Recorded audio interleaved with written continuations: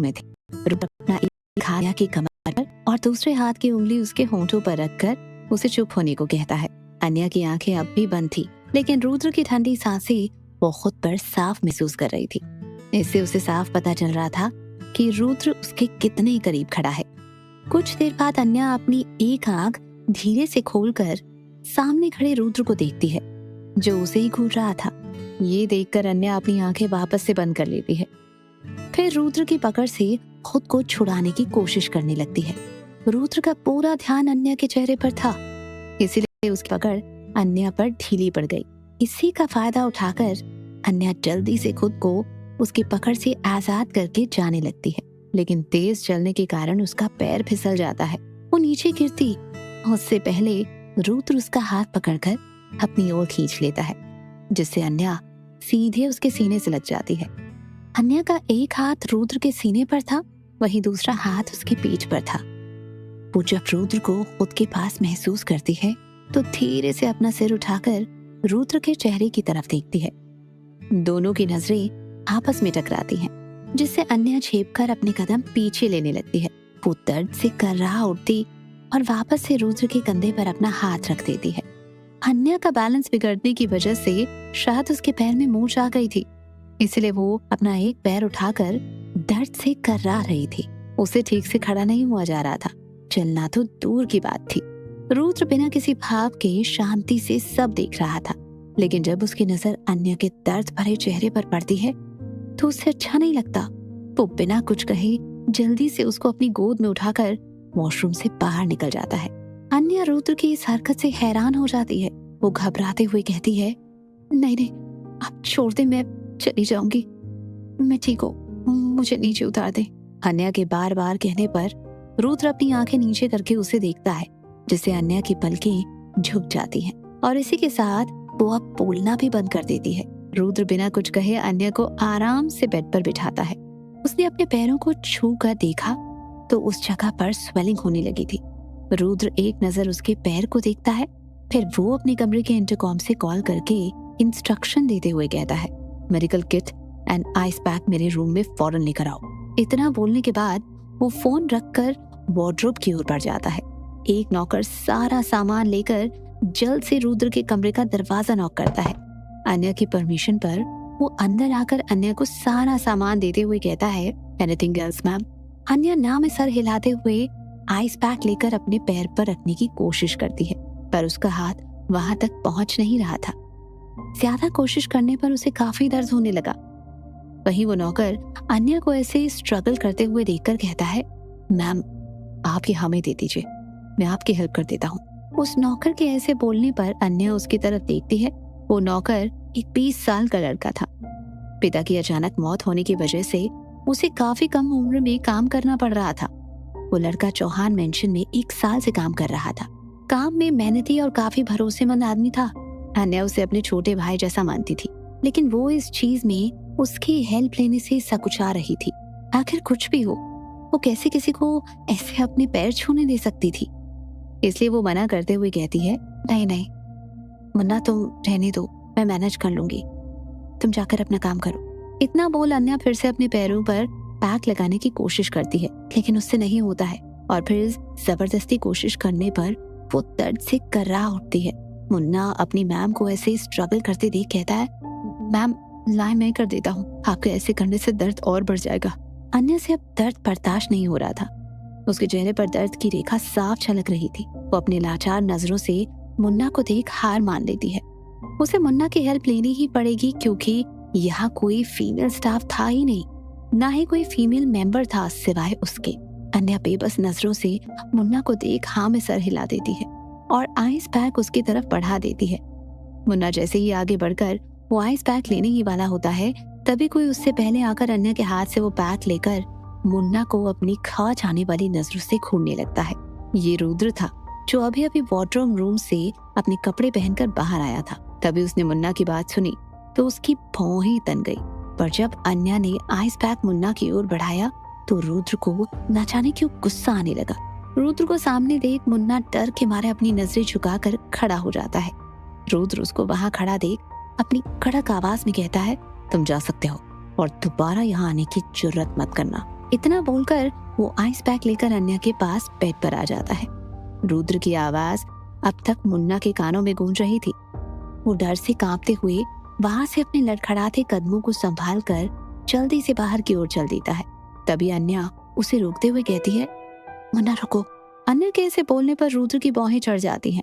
मुन्ना जल्दी से पलटकर अपना सिर झुकाए सहमी आवाज में कहता है, जी मैम। अन्या उससे कहती है, मुन्ना शेफ से कह देना दादाजी को आज लाइट फूड देना है। वो अपना नाश्ता कमरे में ही करेंगे तो उन्हें वहीं दे देना, और खाने से पहले उनकी दवाई देनी है। मैंने सब कुछ अरेंज करके उनके कमरे के राइट ड्रॉअर में रखा है। तुम्हें आज के दिन के हिसाब से मेडिसिन निकालनी है। और हाँ, रेहान को आज प्रोटीन शेक बिल्कुल मत देना। अगर जिद करे तो बोलना मैंने मना किया है। प्रोटीन शेक की जगह उसे फ्रेश जूस देना। और हाँ, तविश को कह देना कि वो अपना असाइनमेंट याद से ले जाए। आज सबमिट करने का आखिरी दिन है और आज डैड वापस आ रहे हैं, तो ठीक 10 बजे ड्राइवर को बोल देना कि उन्हें याद से लेने पहुंच जाए। ऐसे ही अन्या मुन्ना को घर के हर इंसान की जरूरत की छोटी से छोटी बात बता रही थी ताकि किसी को दिक्कत ना हो। अन्या के आने के बाद सब काफी लापरवाह हो गए थे, तो कुछ धीरे धीरे सुधर रहे थे। अन्या सब कुछ बताकर मुन्ना को जाने को कहती है। मुन्ना भी जल्दी से वहां से निकल जाता है क्योंकि रुद्र की प्रेजेंस उसे काफी डरा रही थी। रुद्र अन्या को ही देख रहा था। आखिर खुद के दर्द के बारे में ना सोचकर वो अब भी घर के लोगों के बारे में सोच रही थी। उसके दिमाग में कई बातें चल रही थी। मुन्ना के जाने के बाद रुद्र अन्या के पैरों के पास बैठकर आइस पैक लेकर जैसे ही उसके पैरों को पकड़ने के लिए हाथ बढ़ाता है तो अन्या जल्दी से उसे रोकते हुए कहती है, नहीं नहीं, आप रहने दे, मैं खुद कर लूंगी। अन्या के इतना बोलते ही रुद्र उसे गुस्से में देखने लगता है, जिससे अन्या सहमी हुई अपनी नजरें झुकाकर चुपचाप बैठ जाती है। रुद्र के दिमाग में अभी भी अन्या का मुन्ना को आइस पैक पकड़ाना ही चल रहा था। वो खुद से ही कहता है, आखिर लड़की एक गैर आदमी को ऐसे छूने की इजाजत कैसे दे सकती है, जबकि वो मुझसे कह सकती थी मैं उसका पति हूँ। ये सब सोचते हुए रुद्र अन्या के पैर पर आइस पैक लगाने लगता है। उसने अन्या से तो कुछ नहीं कहा, लेकिन वो उससे काफी खफा था। आज रुद्र ने अनजाने में ही सही खुद को अन्या का पति माना था, जिसका उसे खुद को इल्म नहीं था। कुछ पल में अन्या को आराम हुआ तो वो वहीं लेटे लेटे सो गई। रुद्र अन्या को ब्लैंकेट से कवर करके अपना फोन लेकर बालकनी में आ गया और अमन को कॉल करते हुए कहता है, अमन, आज मैं ऑफिस नहीं आ रहा। आज के जितने भी मीटिंग्स हैं उसे कैंसिल कर दो, और साथ ही मैंने जो काम दिया था उसकी रिपोर्ट मुझे मेल कर दो। रिवान को कह देना कोई गलती नहीं होनी चाहिए। इतना बोलकर रुद्र जल्दी से फोन काट देता है। फिर कमरे में सोई हुई अन्या को देखकर बाहर चला जाता है। सब नाश्ते के लिए ब्रेकफास्ट टेबल पर आ चुके थे। रुद्र भी शांति से वहां आकर बैठ गया। रेहान उसे देखकर आश्चर्य से कहता है, भाई आप अब तक तैयार नहीं हुए? आपको आज ऑफिस नहीं जाना? रुद्र उससे कुछ नहीं बोला तो रेहान मुंह बनाकर कहता है, आप ना हर बात पर मुझे इग्नोर करते हो। आपसे अच्छी तो मेरी भाभी है, एटलीस्ट वो मेरी बात तो सुनती है। इतना बोल रेहान जोर से चिल्लाने लगा, भाभी भाभी आप कहाँ हो? जल्दी आओ, मुझे भूख लगी है। हाथ नाश्ते में क्या है? रेहान की नजर किचन एरिया की तरफ थी, लेकिन उसने वहां से अन्या की जगह सर्वेंट को आते देखा तो सवालिया नजरों से देखते हुए कहता है, भाभी कहाँ है? भाभी भाभी। रेहान के ऐसे चिल्लाने पर रुद्र हल्का इरिटेट होते हुए कहता है, वो नीचे नहीं आएगी, उसके पैर में मोच आई है। इतना सुनते ही सब हैरान होकर रुद्र को देखने लगे, लेकिन रेहान परेशान होकर कहता है, और आप मुझे अब बता रहे हो भाई? मैं भाभी को देखकर आता हूँ। रेहान के साथ साथ वहाँ बैठे सभी अपनी जगह से उठ जाते हैं। सबके चेहरे पर अन्या के लिए फिक्र साफ दिख रही थी। रेहान जैसे ही जाने को होता है कि रुद्र उसका हाथ पकड़कर अपनी कर्कश आवाज में कहता है, वो ठीक है और सो रही है, तुम बाद में चले जाना, अभी नाश्ता करो। रुद्र के ऐसे कहने पर रेहान कुछ कह नहीं पाया। उसे रुद्र के लहजे में एक वार्निंग साफ दिख रही थी, इसीलिए वो वापस अपनी चेयर पर आकर बैठ गया। सब वापस बैठकर नाश्ता करने लगते हैं। अभय रुद्र को देखकर पूछता है, वैसे भाभी को चोट लगी कैसे? तू कहाँ था उस वक्त? अभय के ऐसे कहने पर रुद्र के खाना पकड़े हुए हाथ रुक जाते हैं, क्योंकि उसे वापस से अपने और अन्या के बीच के पल याद आने लगते हैं। उसे अन्या की खुशबू, उसके चेहरे की मासूमियत, उसके होंठ को छूना सब याद आने लगता है। ये सब याद करके रुद्र को स्पेशल फील हो रहा था, लेकिन वो अपने जज्बातों को काबू करके बिना किसी भाव से कहता है, मुझे नहीं पता। रुद्र का सीधा सपाट जवाब सुनकर किसी की कुछ कहने की हिम्मत नहीं हुई। वो लोग जानते थे जब रुद्र को कोई बात टालनी होती है तो वो ऐसे ही करता है। तभी वहां जियान आता है और रुद्र को एक फाइल देते हुए कहता है, बॉस सारी तैयारी हो चुकी है और ये फाइल अमन ने भेजी है आपके साइन के लिए। जियान की बात सुन रुद्र अपना ब्रेकफास्ट छोड़कर वो फाइल लेकर पढ़ने लगता है। क्या है इस फाइल में ऐसा? क्या रुद्र आज ऑफिस न जाकर घर पर ही है जबकि वो अन्या को अपनी पत्नी ही नहीं मानता, या फिर बदलने लगे हैं उसके विचार? जानने के लिए सुनते रहिए ये कहानी सिर्फ पॉकेट एफएम पर।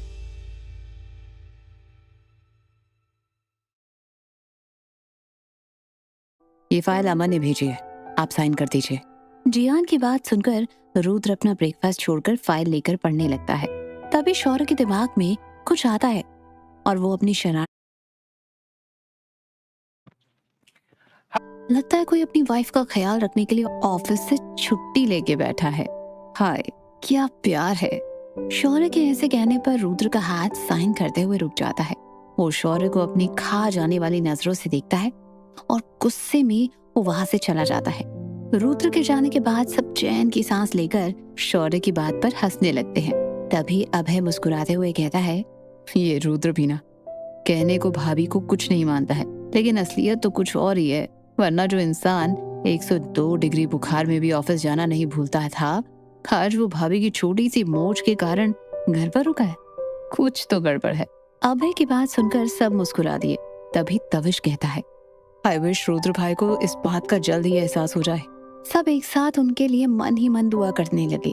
वहीं दूसरी तरफ रुद्र सोफे पर बैठा लैपटॉप पर अपनी उंगलियां चला रहा था। अन्या नाश्ता और दवा लेकर वापस सो चुकी थी। रुद्र के चेहरे के एक्सप्रेशन बिल्कुल डार्क थे। तभी उसका फोन बजता है। वो अपना काम करते करते फोन उठाकर स्क्रीन पर आ रहे नाम को एक नजर देखता है। उसमें समायरा फ्लैश हो रहा था। रुद्र समायरा का नाम देखकर उसका फोन काट देता है, लेकिन समायरा उसे लगातार फोन करती रहती है, जिससे वो इरिटेट होते हुए लैपटॉप साइड में रख देता है। फिर फोन उठाकर खिड़की के पास आ जाता है और अपनी रोबदार आवाज में कहता है, हेलो। रुद्र के फोन ना उठाने पर समायरा का पेशेंस जवाब दे चुका था। वो लगभग भड़कते हुए कहती है, रुद्र तुम ऐसा कैसे कर सकते हो मेरी डैडी के साथ? तुमने हमारा प्रोजेक्ट कैंसिल कर दिया। तुम्हें पता है इसकी वजह से मीडिया से लेकर बिजनेस वर्ल्ड में डैडी की रेपुटेशन कितनी खराब हो गई है। वो कितनी टेंशन में आ गए हैं। तुम ऐसा कैसे कर सकते हो? समायरा की बात सुनकर रुद्र बिना किसी भाव के सपाट लहजे में कहता है, प्रोजेक्ट कैंसिल करने का रीजन मिस्टर मेहरा की गलती है और ये बात उन्हें अच्छे से पता है, so don't blame me. Rudra के ऐसा कहने पर समायरा घबरा जाती है। वो अपना लहजा ठीक करते हुए नरमी से कहती है, रुद्र मेरी बात सुनो।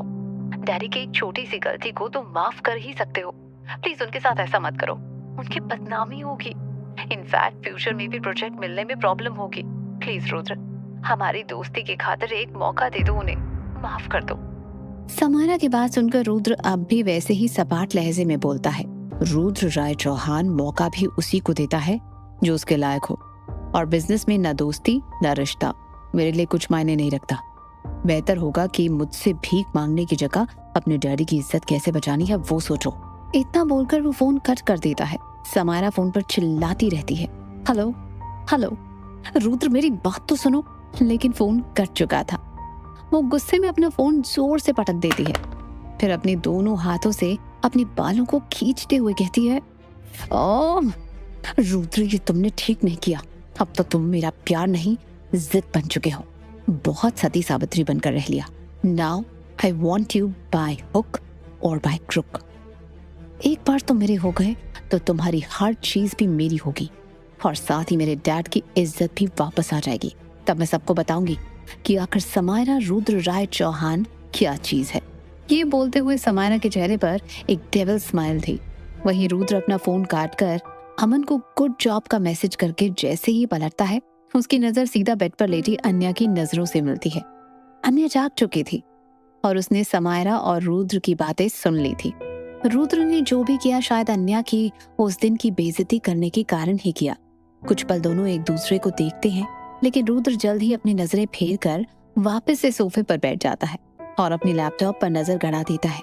अन्या अभी भी रुद्र को देखकर अपनी ही सोच में गुम थी। उसे रुद्र का केयर करना, उसका यूं करीब आना, अपनी बाहों में उठाना उसका यूं देखना, न जाने क्यों उसको ये सब काफी अच्छा लगने लगा था। शायद ही उसके डैड और भाई के सिवा किसी ने उससे इतना सेफ और प्रोटेक्टिव फील करवाया था। अन्या अपनी नजरें फेर कर एक नजर अपने पाँव को देखती है, फिर धीरे धीरे बेड से उठती है। दर्द तो था, लेकिन इतना नहीं कि वो चल ना सके। वो धीरे कदमों से वॉशरूम चली जाती है। वहीं रुद्र अपनी तिरछी नजरों से अन्या को ही देखता रहता है। उसे अन्या की फिक्र तो थी, लेकिन जताना नहीं चाहता था। कुछ देर में अन्या फ्रेश होकर वापस से बेड पर आ गई। तभी कमरे में एक नौकर अन्या का लंच लेकर आता है। अन्या लंच देख हैरान नजरों से उसे देखती है, क्योंकि उसने तो अभी तक किसी को कुछ कहा ही नहीं था। नौकर चुपचाप खाना रखकर वहां से चला जाता है।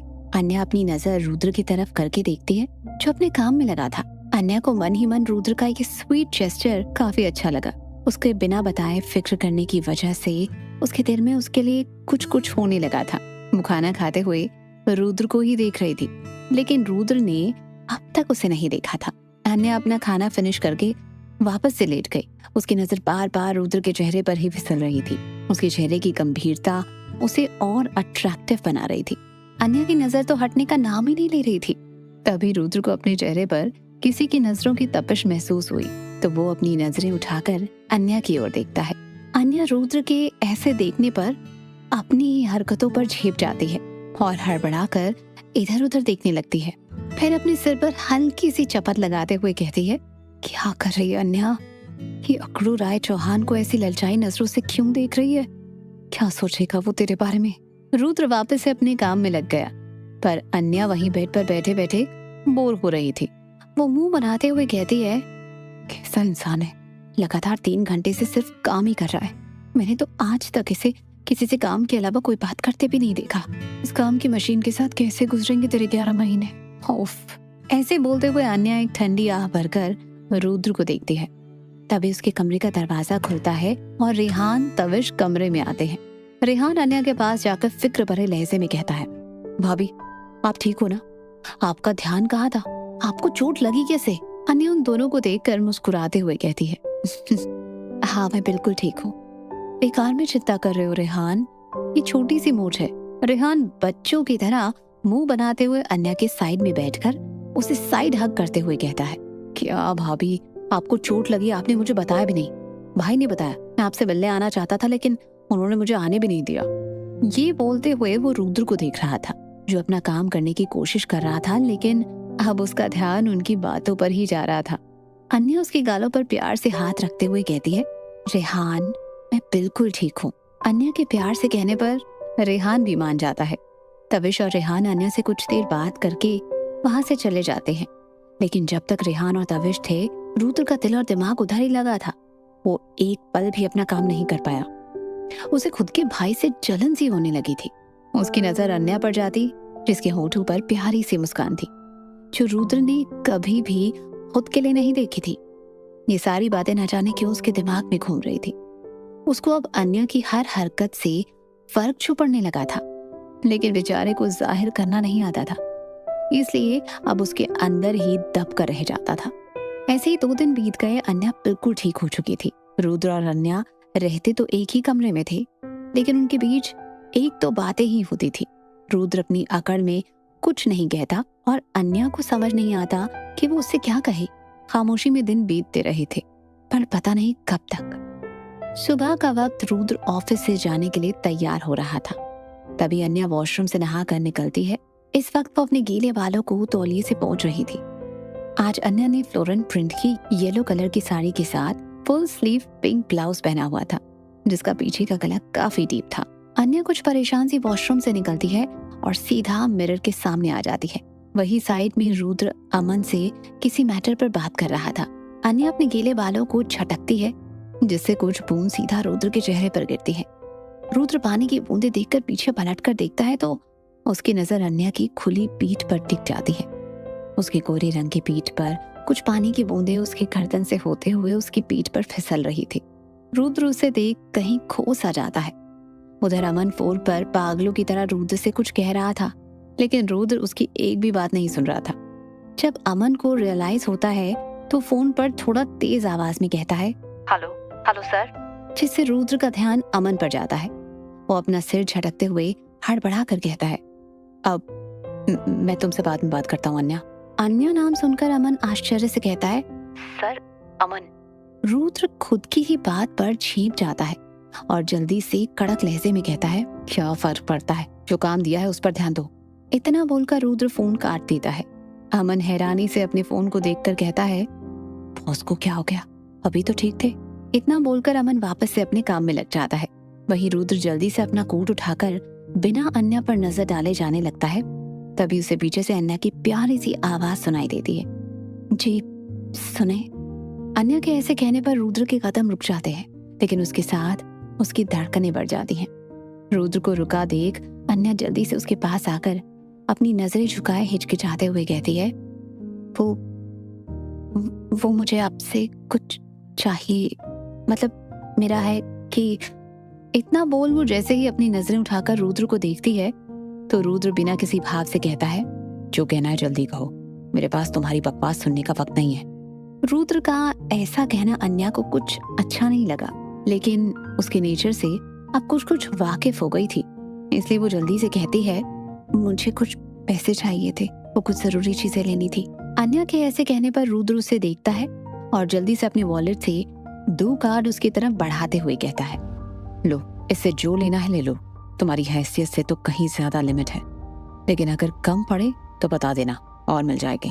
अन्या को रुद्र की बातें काफी बुरी लगी, लेकिन ज्यादा ध्यान न देते हुए वो सीधे लफ्जों में कहती है, मुझे इनकी जरूरत नहीं, ये आप अपने पास रखें, मुझे बस 2000 रुपए दे दें, वही काफी है मेरे लिए। अन्या के ये कहने पर रुद्र अपने कदम उसकी तरफ बढ़ाते हुए कहता है, तुम सच में इतनी भोली हो या मुझे बेवकूफ बना रही हो? तुम्हें पता है इन कार्ड की लिमिट क्या है? इस एक कार्ड से तुम जैसी मैं 50 खरीद सकता हूँ। अन्या को क्यों चाहिए 2000 रुपए? क्या देगी वो रुद्र को जवाब? जानने के लिए सुनते रहिए ये कहानी सिर्फ पॉकेट एफएम पर।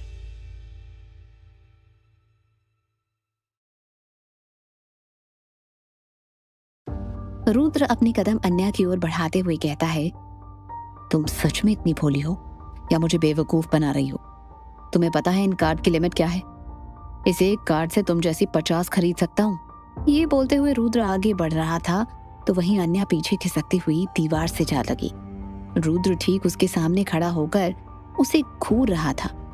वो रुद्र की बात सुनकर उसकी आंखों में देख बिना किसी हिचक से कहती है, तो खरीद ले, पर हाँ मैं बिकाऊ नहीं हूँ। आपके पास पैसे हैं जिसकी आपको कदर नहीं, लेकिन मुझे है। अगर जरूरी नहीं होता तो आपसे पैसे कभी नहीं मांगती। इतना बोलकर वो अपना मुंह फेर लेती है। रुद्र को अन्या की बात पर गुस्सा आ रहा था।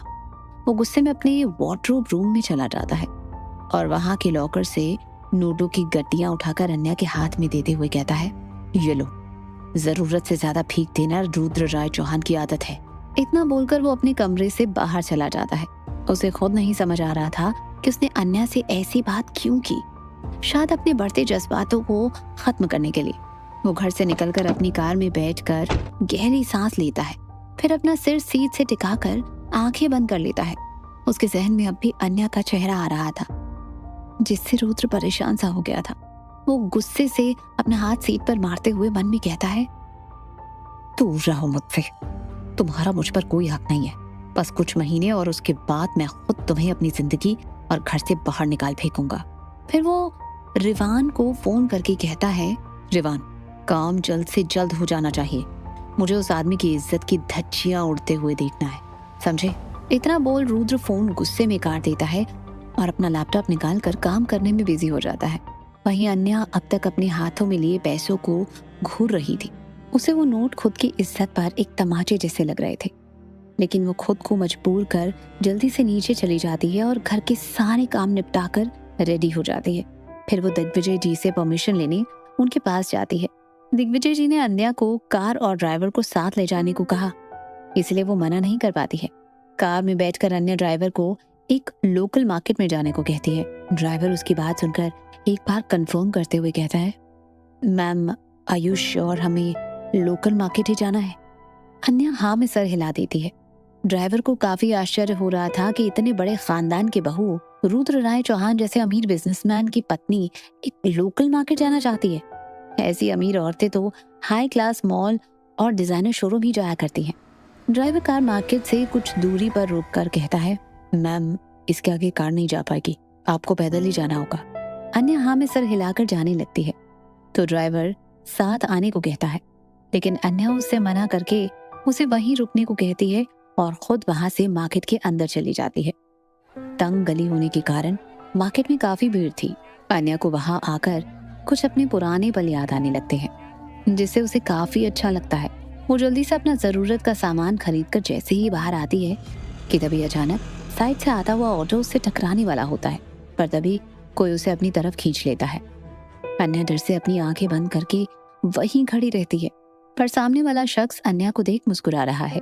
अन्या अपनी आंखें धीरे से खोलकर जब अपने सामने मुस्कुराते शख्स को देखती तो हैरान होकर कहती है, आप? ये और कोई नहीं, विक्रम मेहता था, जो अन्या को देखकर मुस्कुरा रहा था। अन्या के हैरान चेहरे को देखकर विक्रम अपने बालों में हाथ फेरते हुए कहता है, आपको मैं याद हूं? ये जानकर मुझे खुशी हुई। विक्रम की बात सुनकर अन्या उसे अजीब सा लुक देती है, तो विक्रम बात बदलते हुए अपने आसपास देखते हुए कहता है, वैसे चौहान परिवार की बहू लोकल मार्केट में कुछ ज्यादा शॉकिंग नहीं है। अन्या उसकी बात सुन आगे बढ़ते हुए कहती है, मेरा भी सेम ख्याल है आपके बारे में। मेहता परिवार तो इतना लो नहीं कि उनकी बेटी को लोकल मार्केट आना पड़े। इतना बोल अन्या आगे बढ़ जाती है, लेकिन विक्रम उसकी इस अदा पर मुस्कुरा उठता है। वो भी जल्द से उसके पीछे आते हुए कहता है, अच्छा, वैसे आपने मेरे बारे में क्या सोचा? उसकी बात सुनकर अन्या रुककर उसकी तरफ कंफ्यूज होकर कहती है, जी। विक्रम अपनी बात को ठीक करते हुए कहता है, मेरा मतलब हमारी दोस्ती के बारे में। मैंने आपसे पूछा था ना। अन्या उसकी बात सुन सपाट लहजे में कहती है, मैं तो आपको जानती भी नहीं हूँ। तो फिर? विक्रम मुंह बनाते हुए कहता है, आपने मौका दिया एक दूसरे के बारे में जानने का, और वैसे भी मैंने अपना नाम तो बताया ही था। जब ये पता है आपको तो मैं अनजान कैसे हुआ? उसका बचपना देख अन्या को हल्की हंसी आ गई। वो हंसते हुए कहती है, हाँ, बिल्कुल एक छोटे बच्चे जैसे बिहेव कर रहे हैं, वो भी सिर्फ एक दोस्ती के लिए। विक्रम उसकी हंसी में खोते हुए कहता है, आपके लिए मैं बच्चा बनने के लिए भी तैयार हूँ। अन्या उसकी बात सुन हिचकते हुए कहती है, जी, क्या कहा आपने? विक्रम अपनी बात पर रियलाइज करते हुए बात बदल कर कहता है, वो सब छोड़ें, अगर दोस्ती नहीं करनी तो एक कप कॉफी तो आप पी ही सकती हैं मेरे साथ। प्लीज अब इसके लिए मना नहीं करना, प्लीज प्लीज। विक्रम के बार बार रिक्वेस्ट करने पर अन्या अंत में हार मानकर हाँ कर देती है। वो जाना तो नहीं चाहती थी, लेकिन विक्रम की मासूमियत देखकर उसने सकुचाते हुए हाँ कर दी। विक्रम उसकी हाँ सुन चहकते हुए कहता है, तो चले, पास में ही एक कॉफी शॉप है, हम वहां पैदल भी चल सकते हैं। अन्या उसकी खुशी देख बस हाँ में सर हिलाकर चलने लगती है। अन्या तो सामने देख रही थी, लेकिन विक्रम की नजर बार बार उसके चेहरे पर जा रही थी। वो उसे देखते हुए मंद मंद मुस्कुरा रहा था और बिल्कुल टीनेजर बॉय की तरह अन्या के कदम से कदम मिलाकर चल रहा था। वहीं अन्या बस सामने देखते हुए शांति से चल रही थी। तभी उसकी नजर कॉर्नर में लगे पानी पूरी के ठेले पर जाती है। उसका दिल वहीं अटक जाता है। बचपन की यादें, कॉलेज की मस्ती, दोस्तों का अड्डा, और साथ ही जब भी वो अपने पापा से रूठती थी तो उसके पापा उसके लिए गोलगप्पे लाते थे उसे मनाने के लिए। कभी कभी वो खुद घर पर भी बनाया करती थी। ये सब पल याद आते ही अन्या की आंखों में नमी आ जाती है। वो जब से यहाँ आई थी तब से उसकी जिंदगी से ये हसीन पल कहीं खो से गए थे। वहीं विक्रम अन्या को ये उदास देख उस ओर देखता है जहां अन्या देख रही थी। उसे आज फिर अन्या की आंखों में वही दर्द दिखता है जो उस दिन उसने क्लब में देखा था, लेकिन वजह उसे अब तक समझ नहीं आई थी। वो अन्या को देखकर कहता है, आप चाहो तो हम कॉफी की जगह गोलगप्पे खाकर अपनी दोस्ती की शुरुआत कर सकते हैं। ये सुनकर अन्या उसकी तरफ देखती है तो वो उसे चलने का इशारा करता है। अन्या अपना सिर हिलाकर ठेले की ओर बढ़ जाती है। विक्रम गोलगप्पे वाले भैया को गोलगप्पे बनाने को कहता है। वहीं अन्या विक्रम की तरफ देखते हुए कहती है, विक्रम। अन्या के मुंह से अपना नाम सुन विक्रम अपनी गर्दन घुमाकर उसकी तरफ मुस्कुरा कर देखता है। अन्या अपनी बात आगे बढ़ाते हुए एटीट्यूड के साथ कहती है, तुम्हें पता है गोलगप्पे खाने का एक रूल होता है। विक्रम अन्या की बात सुन क्यूरियस होकर पूछता है, अच्छा वो क्या? अन्या भी अब गोलगप्पे देख एक्साइटेड होते हुए कहती है, जो पहले रुकेगा पैसे उसे देने होंगे। विक्रम उसकी बात सुन आश्चर्य से कहता है, मुझे नहीं पता था कि चौहान परिवार की बहू इतनी कंजूस है। अन्या उसको घूरते हुए कहती है, बहाने बनाने की जगह ये क्यों नहीं कहते तुम डर गए? विक्रम उसके ऐसे प्रोवोक करने पर अपनी शर्ट के स्लीव्स ऊपर की तरफ रोल करके कहता है, ऐसी बात है तो विक्रम मेहता आज तुम्हें जीत के दिखाएगा। फिर गोलगप्पे वाले भैया की तरफ मुड़कर कहता है, चलो भैया अब लगाओ। अन्या भी अब काफी एक्साइटेड हो गई थी। आखिर कितने दिनों के बाद वो खुलकर अपनी जिंदगी के ये पल जी रही थी। उसने पहले ही पानी तीखा बनाने को कहा था। विक्रम और अन्या के बीच कंपटीशन शुरू होता है, लेकिन जैसे ही पहला गोलगप्पा विक्रम के मुंह में जाता है उसकी जीभ जलने लगती है। उसे काफी तीखा लग रहा था, पर जैसे ही उसकी नजर अन्या के चहकते चेहरे पर जाती है वो कहीं खो सा जाता है। अन्या का मासूम सा चेहरा जिस पर किसी का भी दिल आ जाए। वो मजे में गोलगप्पे खा रही थी और विक्रम उसे देखते हुए गोलगप्पे खा रहा था, लेकिन 5-6 खाने के बाद ही विक्रम की हालत खराब होने लगी। उसकी आंखें लाल हो गई थी और अब उनमें से पानी बहने लगा था। अन्या उसकी ऐसी हालत देख जोर जोर से हंसने लगी। कितने दिन के बाद वो ऐसे खुलकर हंस रही थी।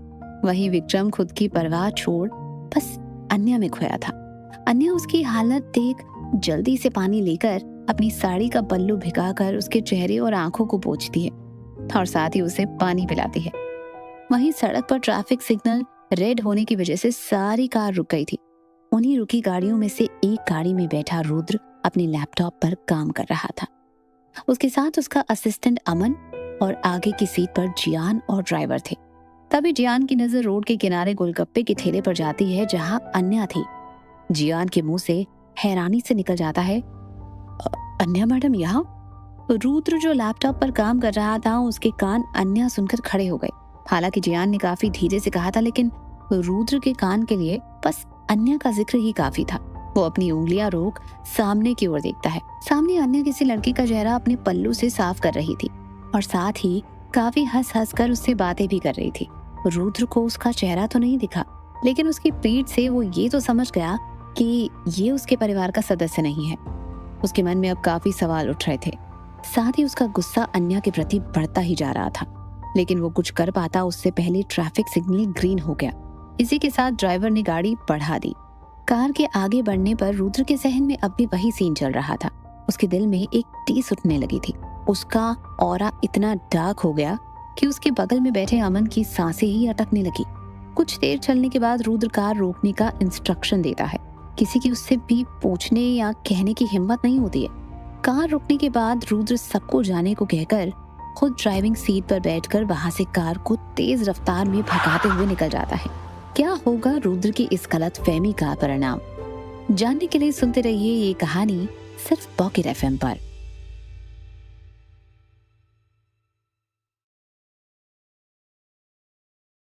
विक्रम को हारते देख अन्या कहती है, क्या हुआ?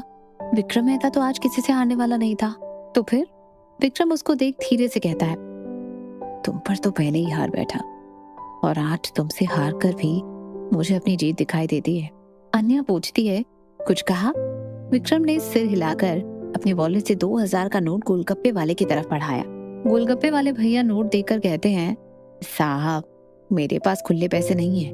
विक्रम वो पैसे उसे देते हुए कहता है, रख लो भैया, ये आपका इनाम है मुझे कुछ खास देने के लिए। ये बोलते हुए विक्रम की नजर अन्या पर जाती है, जो उसे ही देखकर सोचते हुए मन में कहती है, लोग भी कैसे कैसे होते हैं। एक को इतना पैसा होने का घमंड है तो दूसरे में पैसे होकर भी उसकी कदर है। अन्या को खोया हुआ देख विक्रम उससे पुकारते हुए कहता है, कहाँ खो गई आप? कोई और कंपटीशन तो बाकी नहीं है ना आज? विक्रम की आवाज में डर था, जिसे देख अन्या मुस्कुराते हुए कहती है, ढूंढ परी, आज के लिए इतना, कल की कल देखेंगे। फिर अन्या की बात सुनकर वो अपनी आंखों में शरारत भरकर कहता है, क्या बात है, हमने तो बस आज मिलने का सोचा था, पर आपने तो कल के लिए भी सोच लिया। क्या बात है, हमारी कंपनी पसंद आ रही है आपको? विक्रम के ऐसे कहने पर अन्या उसे एक नजर घूर कर कहती है, ज्यादा आगे की सोचने की आपकी आदत है। वैसे काफी लेट हो गया है, अब मुझे चलना चाहिए, बाय। इतना बोलकर अन्या कार की तरफ जाने के लिए मुड़ती है तो विक्रम कुछ सोचकर भागते हुए उसके पास आकर साथ चलते हुए कहता है, वैसे आपने अब तक मेरा जवाब नहीं दिया। अब तो लगता है कि मुझे भी विंटेज क्लब की मेंबरशिप लेनी ही पड़ेगी। विक्रम की बात सुन अन्या हल्का मुस्कुराती है, फिर कुछ सोचकर कहती है, वैसे आइडिया बुरा नहीं है, यू शुड ट्राई। इतना बोल अन्या कार के पास आ जाती है, जहां ड्राइवर उसका इंतजार कर रहा था। ड्राइवर अन्या को आते देख पीछे का दरवाजा खोल खड़ा हो जाता है। अन्या एक नजर मुड़कर विक्रम को देखती है, जो मुंह फुलाए उसे ही घूर रहा था। वो विक्रम का चेहरा देखकर कार में बैठने के बजाय उसके पास आकर प्यार से अपना हाथ आगे बढ़ाकर कहती है, मिस्टर विक्रम मेहता, क्या आप मुझसे दोस्ती करेंगे? अन्या का इतना कहना था कि विक्रम की खुशी का ठिकाना ही नहीं रहता। उसे समझ नहीं आ रहा था कि वो क्या कहे। वो जल्दी से अपना हाथ अन्या के हाथ से मिलाते हुए कहता है, जरूर। ये सुनकर अन्या बस मुस्कुरा देती है और जल्दी से विक्रम से अपना हाथ छुड़ाकर कहती है, ऑलराइट, अब मैं चलती हूँ, घर में दादाजी वेट कर रहे होंगे, बाय। विक्रम खुशी खुशी बाय कहता है। अन्या भी जल्दी से कार में बैठ वहां से निकल जाती है। विक्रम के पांव तो हवा में ही नहीं थे। वो इतना खुश था कि वो अपने आसपास लोगों को हक कर उनसे कहता है, वो मेरी दोस्त बन गई है। विक्रम शायद खुशी से पागल हो गया था। वहीं दूसरी तरफ अन्या घर पर आ चुकी थी। विक्रम के साथ आज अपनी पुरानी लाइफ जीकर उसे कुछ अच्छा लगा। वो अपनी खुशी में मगन होकर सबके लिए खाना बनाती है और सबके साथ हंसी खुशी डिनर करती है। सब काम खत्म होने के बाद जब वो कमरे में आती है तो उसकी नजर खाली कमरे में जाती है। उसे रुद्र की याद आती है, साथ ही उसकी आज की बेरुखी भी याद आती है। वो उदास होकर एक नजर घड़ी को देखती है। काफी वक्त हो चुका था, रुद्र अब तक घर नहीं आया था। अन्या ने सोचा कि ये तो उसकी पुरानी आदत है, जब आना होगा आ जाएगा। इतना सोच वो फ्रेश होकर सोने के लिए सोफे पर चली जाती है, लेकिन उसकी आंखों में नींद ही नहीं थी। उसका ध्यान बार बार अपने सामने खाली बेड पर जा रहा था। शायद कुछ दिनों से उसे सोते जागते रुद्र को देखने की आदत हो गई थी। अन्या काफी वक्त तक रुद्र का इंतजार करती रही, लेकिन रुद्र अब तक नहीं आया। इंतजार करते हुए अन्या की आंख लग गई। सुबह का वक्त। अन्या सकपकाते हुए उठती है और एक नजर घड़ी पर डालती है। इस वक्त सुबह के 6 बज रहे थे।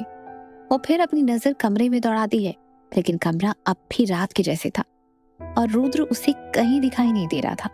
ये देखकर अन्या को कुछ बेचैनी हुई।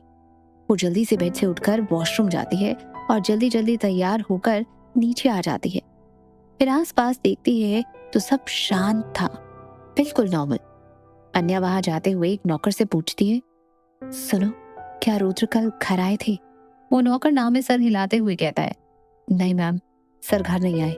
हाँ, लेकिन उनका पर्सनल बॉडीगार्ड जियान रात को घर आया था, पर सुबह जल्दी जल्दी में वो भी कहीं निकल गया। ये सुनकर अन्या कुछ परेशान हो जाती है, लेकिन वो अपने भाव को छुपाते हुए उस नौकर को जाने का इशारा करती है। वो नौकर भी वहां से चला जाता है। अब अन्या बेचैन सी वापस अपने कमरे में चली जाती है। रुद्र की पूरी रात घर न आने पर अन्या का दिल बेचैन हुए जा रहा था। वो तो अभी ठीक से रुद्र को जानती भी नहीं थी। उसे समझ नहीं आ रहा था कि आखिर वो क्या करे। तभी उसके दिमाग में दिग्विजय जी का ख्याल आया।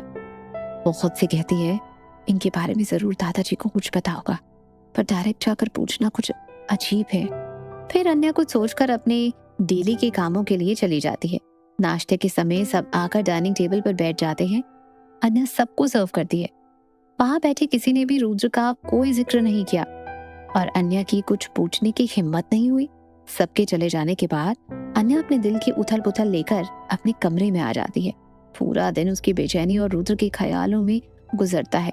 अन्या को खुद नहीं पता आखिर उसे रुद्र के ना होने से इतनी बेचैनी क्यों हो रही थी। दिन के साथ रात भी वैसे ही गुजरी और साथ ही हफ्ते भी। रुद्र पूरे 1 हफ्ते से घर नहीं आया।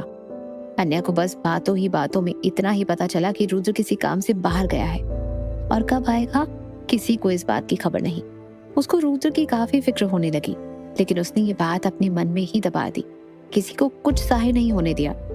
एक शाम अन्या दादाजी के कमरे में जा रही थी, तभी उसकी नजर सामने से आते रेहान पर पड़ी। वो हंसते हुए तविश को किसी बात पर चिढ़ाते हुए अंदर जा रहा था। रेहान का सारा ध्यान तविश पर था, जो उसके पीछे होकर चल रहा था। तभी आकाश जी से उसकी टक्कर हो जाती है और उनके हाथ से शीशे की एक छोटी सी बॉक्स जैसी चीज छूटकर जमीन पर गिर जाती है, जिससे रेहान हड़बड़ा जाता है। पर जब उसकी नजर आकाश जी पर पड़ती है तो वो कुछ बोलते बोलते खामोश हो जाते हैं। आकाश जी नीचे कांच के उस टूटे बॉक्स को देखकर गुस्से में आग बबूला होते हुए रेहान को काफी बेरुखी से देखते हैं। वो गुस्से में रेहान से कहते हैं, तुम एक बार फिर तुमने मुझसे मेरी कौशल्या की यादें छीन ली। तुम्हारी वजह से हर बार मुझे मेरी कौशल्या से दूर होना पड़ता है। दूर रहो मुझसे और मेरी कौशल्या की यादों से। रेहान अपने पिता के मुंह से खुद के लिए ऐसा सुन चुप ही रहता है। उनकी बातें उसे अपने दिल में चुभन का एहसास दिला रही थी। वो बिना कुछ जवाब दिए वहां से चला जाता है। तविश भी उसके पीछे चला जाता है। वहीं अन्य को आकाश जी को खुद के बेटे से ऐसे बात करते देख आश्चर्य होता है। हाँ, उसने ये बात काफी बार नोटिस किया था कि आकाश जी और उसके दोनों बेटों के बीच कुछ ठीक नहीं है। ना बेटे को बाप से मतलब है और ना बाप को बेटे से। उन्हें देख शायद ही कोई उनके रिश्ते का अंदाजा लगा सकता। उसे लगा कि आकाश जी का स्वभाव ही ऐसा होगा, इसीलिए वो किसी से बात नहीं करते। उसको रेहान के लिए काफी बुरा भी लगा था। वो कुछ सोचकर उसके कमरे में चली जाती है। रेहान अपने रूम में शांत सा बस खिड़की के बाहर देख रहा था। तविश उससे बात करने की, उसे बहलाने की कोशिश कर रहा था, लेकिन उसने किसी का जवाब नहीं दिया। तविश जानता था कि रेहान अभी काफी दुखी है और शायद ही किसी से कुछ शेयर करे, इसलिए वो भी उसके पास खड़ा हो गया उसका साथ देने के लिए। तभी उसके कमरे का दरवाजा नॉक होता है और अन्या वहां अपने हाथ में एक मेडिकल बॉक्स लेकर अंदर आती है। रेहान अन्या को देख अपने दर्द को छुपाते हुए झूठी मुस्कान के साथ कहता है, अरे भाभी, आप मेरे कमरे में, कुछ काम था? अन्या हाँ में सर हिलाते हुए उसका हाथ पकड़कर उसे बेड पर बैठाती है और उसका हाथ आगे करके मेडिकल बॉक्स से दवा निकालकर लगाने लगती है। उस कांच के टूटने पर रेहान के हाथ में भी कट लग गया था और उस चोट से खून रिसकर सूख चुका था। उस वक्त रेहान को इस बात का इल्म ही नहीं हुआ था, लेकिन अन्या ने देख लिया था। वो प्यार से रेहान के हाथ की चोट साफ करके उसे दवा लगाती है। अब तक दोनों के बीच खामोशी थी, किसी ने कुछ नहीं कहा था। अन्या पट्टी करके बॉक्स बंद करती है, फिर रेहान की तरफ देखकर प्यार से उसके गालों पर हाथ रखते हुए कहती है, रेहान, तुम ठीक हो? अन्या का इतना कहने से रेहान के दिल का वो बंद दरवाजा टूट गया जो उस दर्द से भर चुका था। रेहान जल्दी से नीचे बैठकर अन्या की गोद में सिर रखकर अपनी आंखें बंद कर लेता है। अन्या भी बिना कुछ कहे उसके सिर को प्यार से सहलाती है। रेहान काफी देर वैसे ही अन्या की गोद में सिर रखे खामोश सा बैठा रहता है। उसकी आंखों से आंसू की कुछ बूंद गिर जाती है, जिसे वो अन्या से छुपाकर पोंछ लेता है। रेहान को ऐसे देख अन्या को बिल्कुल अच्छा नहीं लगता था। हमेशा हंसते खेलने वाले रेहान को यूं खामोश देखकर उसे ये जानने की इच्छा होने लगी कि आखिर क्या वजह है इस बाप बेटे के बीच की दूरी की। अन्या पूछना तो चाहती थी, लेकिन रेहान की हालत देखकर उसके जख्मों को कुरेदना उसे ठीक नहीं लगा। रेहान यूं ही अन्या के गोद में सिर रखकर सो गया। अन्या और तविश उसे बेड पर सुलाकर वहां से बाहर आ गए। तविश अन्या की तरफ देखकर कहता है, थैंक यू भाभी, आपने रेहान को जो प्यार और अपनापन दिया उसे उसी की जरूरत है। अन्या तविश की बात सुनकर अपनी सोच में गुम होकर कहती है, तविश, क्या मैं तुमसे कुछ पूछ सकती हूँ? आखिर क्या वजह है डैड के ऐसे रेहान के प्रति रिएक्ट करने की? तविश कहता है, वजह कौशल्या आंटी की मौत से जुड़ी है और ये बात पता नहीं मैं कैसे कहूँ, बेहतर होगा आप ये रेहान या दादाजी से पूछ लें। इतना बोल तविश वहां से चला जाता है और अन्या को सवालों में और उलझा देता है। अन्या कुछ सोचती है और अपने काम में लग जाती है। सबके डिनर के बाद अन्या दादाजी की दवाई और दूध का ग्लास लेकर उनके कमरे में जा रही थी कि उसका ध्यान आकाश जी के कमरे से आती कुछ आवाजों पर जाता है। अन्या अपने कदम उस ओर बढ़ा देती है। दरवाजा खुला होने की वजह से वो अंदर आसानी से देख पा रही थी। आकाश जी अपने आसपास वही कांच के टुकड़े लिए बैठे थे और उसे जोड़ने की कोशिश कर रहे थे, लेकिन कांच के टुकड़े तेज होने की वजह से जुड़ नहीं रहे थे। साथ ही उन्हें कट भी लग रहा था, जिससे आकाश जी काफी उदास होते हुए कहते हैं, कौशल्या, तुम्हारी एक भी याद को मैं खोने नहीं दूंगा, तुम चिंता मत करो, मैं ठीक करके रहूंगा। ये बोलकर वो वापस से कोशिश करते हैं, लेकिन ना होने की वजह से वो उस सारे कांच के टुकड़ों को एक बॉक्स में रखकर कमरे की बालकनी में चले जाते हैं। अन्या ये सब ध्यान से देख रही थी। वो कुछ सोचते सोचते वापस से दादाजी के कमरे की तरफ बढ़ जाती है। क्यों आकाश जी इतना चुप चुप रहते हैं और कब आएगा रुद्र वापस? जानने के लिए सुनते रहिए ये कहानी सिर्फ पॉकेट एफएम पर।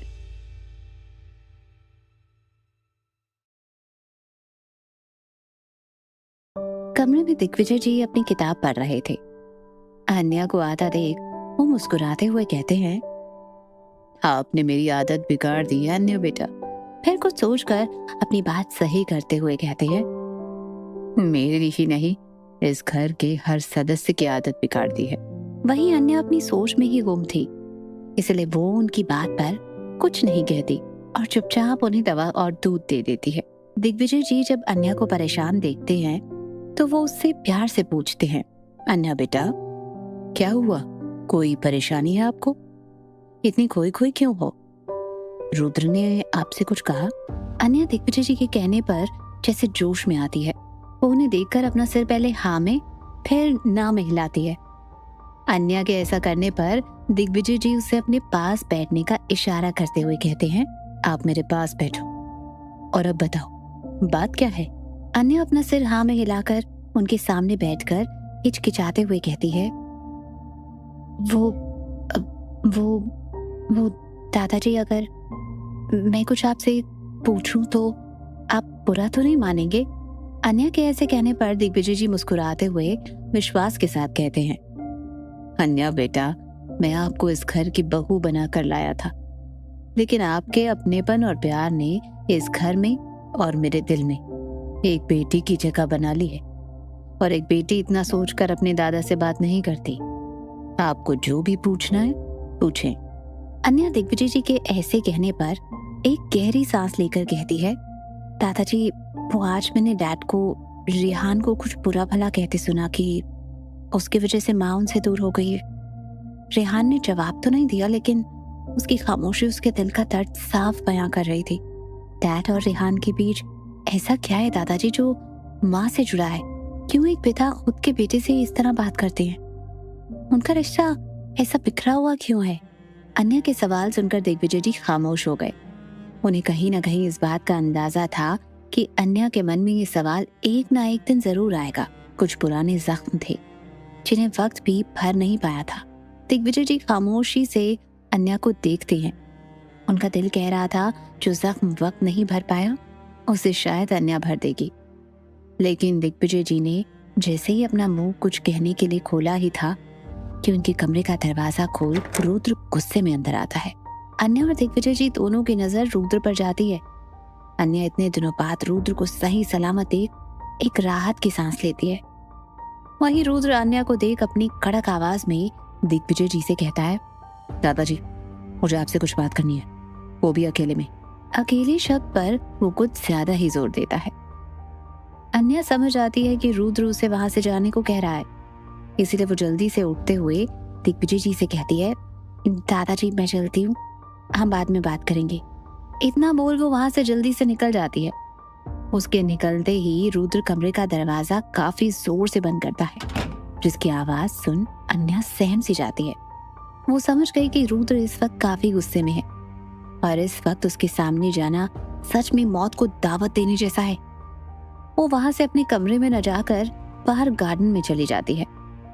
रुद्र दिग्विजय जी के कमरे से 10 मिनट बाद गुस्से में निकलकर सीधे अपने कमरे में चला जाता है। कमरे में अन्या को न देखकर वो अपना कमरा अंदर से बंद करके सीधा बेड पर लेट जाता है। उसके दिल दिमाग में इस वक्त अन्या के लिए गुस्सा और नफरत थी। वो अब तक उस सीन को भूला नहीं था जब अन्या किसी और लड़के के करीब थी। उसकी नजर में अन्या एक धोखेबाज और चालाक लड़की थी। सुबह का वक्त था। आकाश जी अपने कमरे में काफी परेशान से इधर उधर कुछ खोज रहे थे। जब अच्छे से खोजने के बाद भी उन्हें वो चीज नहीं मिलती तो वो सीधा घर के नौकरों को बुलाते हैं और गुस्से में सबसे पूछते हैं, किसने मेरे कमरे में मेरी इजाजत के बिना मेरी चीजों को छूने की हिम्मत की? सभी नौकर सहमे से खड़े अपना सिर ना में हिलाते हैं। ये देख आकाश जी लगभग चीखते हुए कहते हैं, तो कहाँ गया वो बॉक्स? सच सच बताओ मुझे, नहीं तो मैं। वो इतना बोले ही थे कि मुन्ना भागकर उनके कमरे में आता है और अपने हाथ में पकड़ा हुआ बॉक्स उनकी ओर बढ़ाते हुए कहता है, साहब, शायद आप इस बॉक्स को ढूंढ रहे हैं। आकाश जी मुन्ना के हाथ में से वो बॉक्स देख तुरंत उससे छीनकर उसे ठीक से देखने लगते हैं। जैसे ही वो बॉक्स खोलकर अंदर देखते हैं, उन्हें काफी हैरानी होती है। वो टूटे हुए बॉक्स को किसी ने काफी जतन से पहले जैसा बना दिया था और इसी के साथ ही जितनी दरारें थी उनको खूबसूरती से सजा दिया था। ये देख आकाश जी की आंखों में नमी तैर गई। उनकी कौशल्या की यादें वापस से उनके पास आ गई थी। आकाश जी नम आंखों से मुन्ना को देखकर कहते हैं, ये तुमने? वो इतना ही कहते हैं कि मुन्ना जल्दी से अपना सिर ना में हिलाते हुए कहता है, नहीं नहीं साहब, ये मैंने नहीं किया। वो तो छोटी मैडम ने मुझे ये बॉक्स आपको देने को कहा और साथ ही आपको नाश्ते के लिए नीचे आने को भी कहा है। मुन्ना की बात सुनकर आकाश जी असमंजस में पड़ जाते हैं। उन्हें समझ नहीं आ रहा था ये ठीक किसने किया। और अगर अन्या ने किया तो? उनके मन में काफी सवाल थे। मुन्ना और बाकी नौकर वहां से चले गए। आकाश जी उस बॉक्स को अब तक अपने हाथों में थाम देख रहे थे। तभी उनकी नजर एक नोट पर पड़ती है। वो उसे बॉक्स से निकाल कर पढ़ने लगते हैं। कांच में अगर यादें बसे तो कभी न कभी टूट जाती हैं, लेकिन वही यादें दिल में बस जाएं तो वो कभी नहीं मिटती। ये लाइन पढ़ वो काफी हैरान हो गए। वो बार बार उस लाइन को पढ़ते। ये लाइन उनकी कौशल्या की कही गई लाइनों जैसी थी। ऐसे ही कुछ बातें कौशल्या ने एक बार उनसे कही थी और आज वही लाइनें अपने सामने पढ़ के आज वो भावुक हो गए थे। वो बॉक्स को प्यार से छूकर अपनी कौशल्या को याद कर रहे थे। वहीं दूसरी तरफ सब नाश्ते के लिए आ चुके थे। रुद्र भी वहीं था, लेकिन आज उसने अन्या को एक नजर भी नहीं देखा। उसका गुस्सा और नफरत अन्या के लिए शांत नहीं हुआ था। अन्या सबको उनका मॉर्निंग ड्रिंक सर्व कर रही थी कि रेहान की नजर अन्या की उंगलियों पर जाती है, जिनमें बैंडेज बंधा हुआ था। ये देख रेहान उसका हाथ पकड़कर उसे देखते हुए फिक्र से कहता है, भाभी ये क्या हुआ आपको? इतनी चोट कैसे लगी? रेहान के ऐसा कहने पर सबकी नजर अन्या से होते हुए उसके हाथ पर जाती है, सिवाय रुद्र के। अन्या जल्दी से अपना हाथ पीछे करते हुए कहती है, अरे ये तो छोटी सी चोट है, बस कुछ ढूंढ रही थी स्टोर रूम में तो वहीं लग गई। दिग्विजय जी अन्या की बात सुनकर फिक्र से कहते हैं, अरे बेटा आपको क्या जरूरत थी खुद से काम करने की? इतने सारे नौकर हैं, उनमें से किसी को बोल देती। देखिए अब आपको लग गई। अन्या जल्दी से दिग्विजय जी को जूस देते हुए कहती है, छोटी सी चोट है दादाजी, जल्दी ही ठीक हो जाएगी, आप लोग अब चिंता न करें। तभी रेहान अन्या को अपने पास बैठाते हुए हक से डांट लगाते हुए कहता है, भाभी पहले आप यहाँ बैठो, हम छोटे बच्चे नहीं हैं कि अपना ब्रेकफास्ट भी खुद ना ले सके। चलो आप भी हमारे साथ ब्रेकफास्ट करो। अन्या ना में सर हिलाते हुए रेहान को मना करती है, लेकिन रेहान अपने हाथ से उसे जूस पिलाने लगता है। अन्या और रेहान का बॉन्ड देख सब मुस्कुरा देते हैं। दिग्विजय जी अन्या और रेहान को देख मन में कहते हैं, मेरा फैसला गलत नहीं था। अन्या ही इस अधूरे बिखरे परिवार को पूरा कर सकती है। जैसे उसने रेहान को संभाल कर उससे अनोखा रिश्ता बना लिया, मुझे पूरा विश्वास है बहुत जल्द ऐसा ही रिश्ता वो रुद्र से भी जोड़ लेगी। बस मेरा परिवार ऐसे ही रहे, अब मेरी यही दुआ है और आखिरी इच्छा भी। वहीं टेबल के आखिर में बैठे आकाश जी ने ये सब देख लिया था।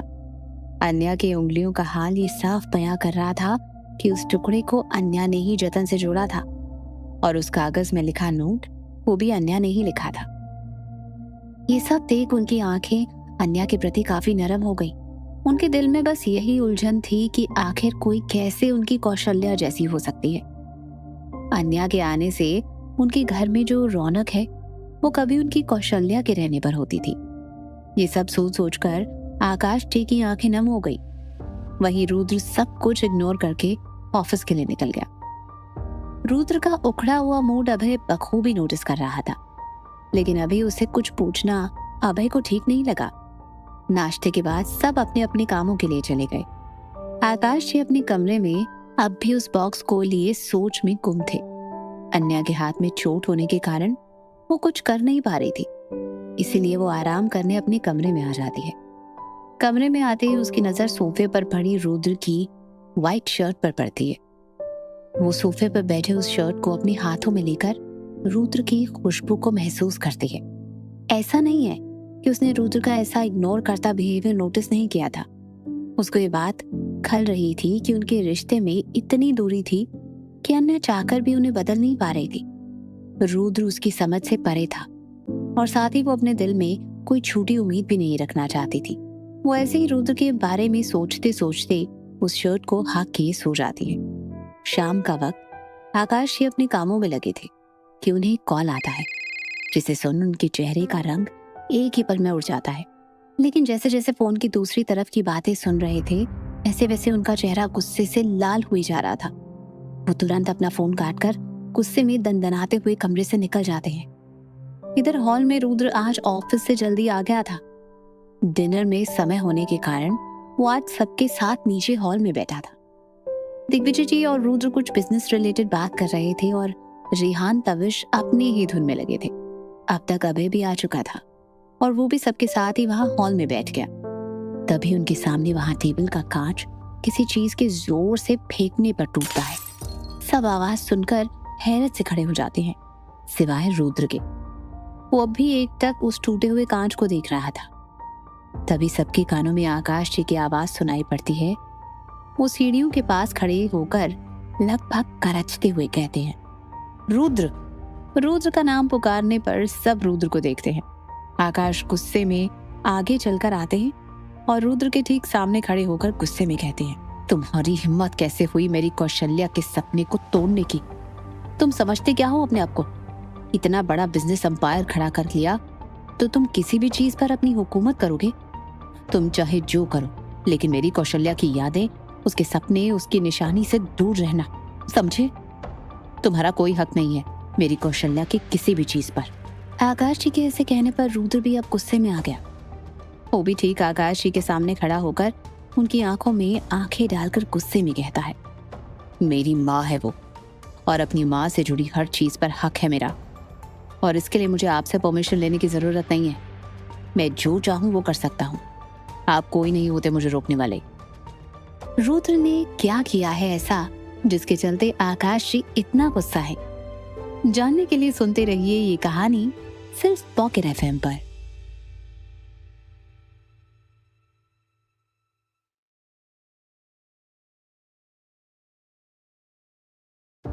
आकाश जी रुद्र को घूरते हुए कहते हैं, तुम चाहे जो करो, लेकिन मेरी कौशल्या की यादों, उसके सपने,